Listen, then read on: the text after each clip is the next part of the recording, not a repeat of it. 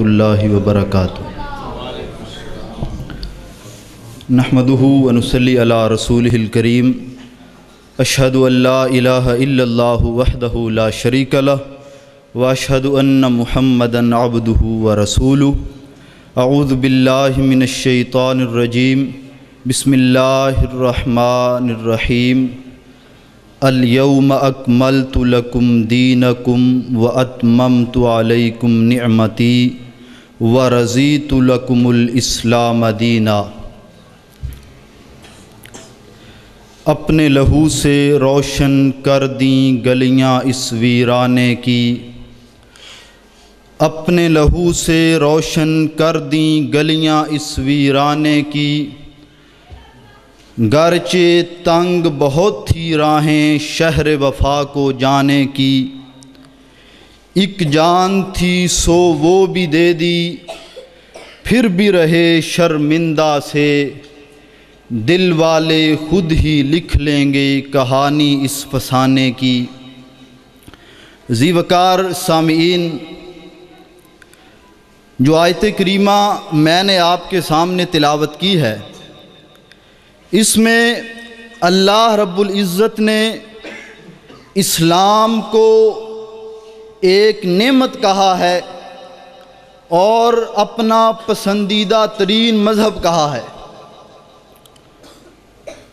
اور سب سے بڑی نعمت میں سمجھتا ہوں اس دنیا میں جو کسی بندے پر اللہ تعالیٰ کر دیں وہ یہ ہے کہ وہ اسلام کا پیروکار ہو، وہ مسلمان ہو۔ لیکن نعمت جتنی بڑی ہوتی ہے اس کے تقاضے بھی اتنے بڑے ہوتے ہیں۔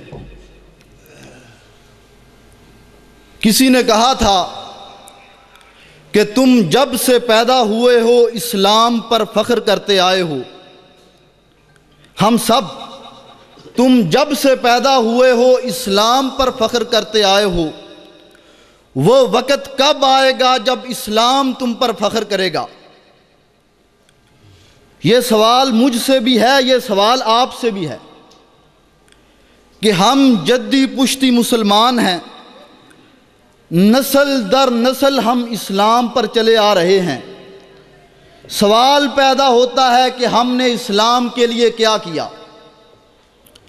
اگر ہم اسلام کی تاریخ پر نظر دوڑائیں ہمیں نظر آئے گا کہ بہت سے لوگ ایسے گزرے ہیں جنہوں نے اسلام کی آبیاری اپنے خون سے کی، نہ دن دیکھا نہ رات دیکھی، نہ تن دیکھا نہ من دیکھا، بلکہ اپنا سارا کچھ اسلام کے لیے لوٹا دیا۔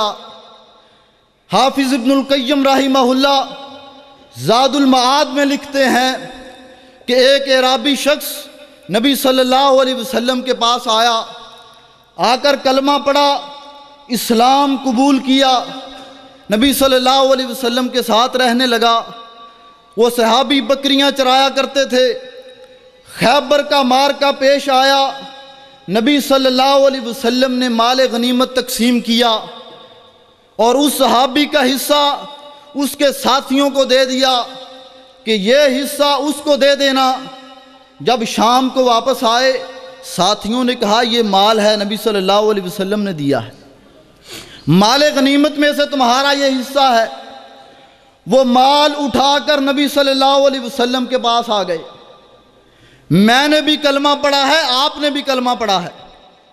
وہ مال لے کر نبی صلی اللہ علیہ وسلم کے پاس آئے اور کہنے لگے، اے اللہ کے نبی صلی اللہ علیہ وسلم، میں نے کلمہ اس لیے نہیں پڑھا تھا، میں محترم جناب مولانا عبد المنان راسخ حفظہ اللہ تعالیٰ کو یہاں آمد پر جماعت اہل حدیث کی طرف سے دل کی عطا گہرائیوں سے خوش آمدید کہتا ہوں۔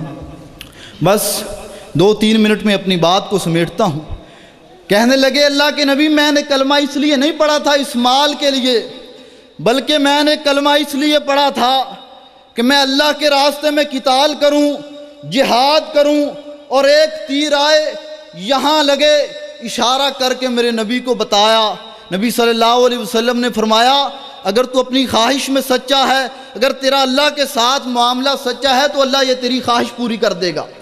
بعد میں موقع آیا وہ شخص، وہ صحابی رسول میدان جنگ میں اترے اور شہید ہو گئے۔ نبی صلی اللہ علیہ وسلم ان کے پاس سے گزرے، نبی صلی اللہ علیہ وسلم نے فرمایا یہ وہی ہے؟ جی وہی ہے۔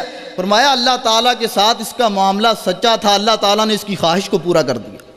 یہ تھے لوگ جنہوں نے اسلام کے لیے اپنا تن من لٹا دیا، اور آج بھی اسلام اور اہل اسلام کو ان پر فخر ہے۔ اب سوال ہے، مجھ سے بھی سوال ہے، آپ سے بھی سوال ہے، ہم نے اسلام کو کیا دیا؟ ہم نے اسلام کے لیے کیا کیا؟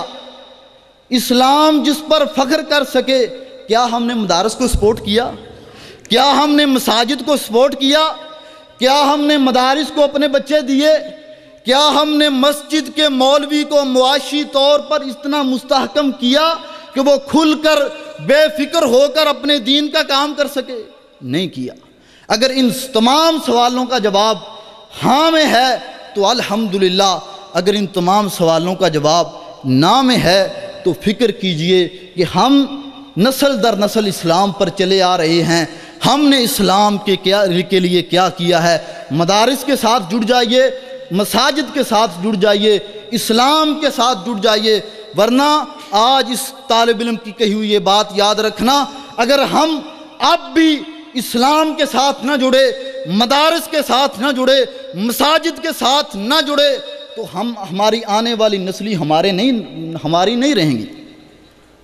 جس تیزی سے الحاد پھیل رہا ہے، جس تیزی سے بے دینی پھیل رہی ہے، وقت کا تقاضا ہے مدارس کے ساتھ جڑا جائے، مساجد کے ساتھ جڑا جائے، علماء کو مستحکم کیا جائے، مساجد اور مدارس کو مستحکم کیا جائے۔